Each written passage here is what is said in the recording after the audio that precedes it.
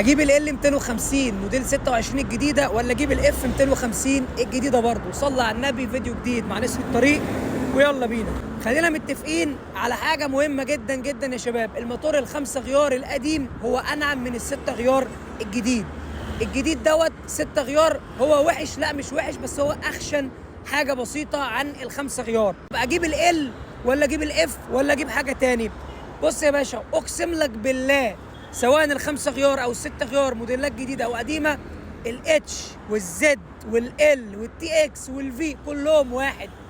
مالكش دعوه بالتاجر اللي بيضحك عليك ويقول لك الاف هي الاصل، ال هي الجرايه، الفي هي اللي مش عارف ايه. يا باشا كله توب سبيد واحد، كله عزم واحد، كله خامات واحده، كله شاسيه واحد. اسمع من اخوك، احسن مكنه قيمه مقابل سعر هي الاتش اللي انا راكبها دي، ولا ال ولا اف ولا غيره. نفس الموتور 6 غيار، نفس كل حاجه، والخامات واحده. طب انت مش عاجبك شكل الاتش وعايز تجيب زد، عايز تجيب اف، عايز تجيب ال، هات يا باشا الشكل اللي يعجب سعادتك. احسن قيمه مقابل سعر الاتش. ليه؟ مش عشان انا راكبها، عشان هي احسن مكنه فيهم ب 50,000 جنيه وبتديك نفس الموتور.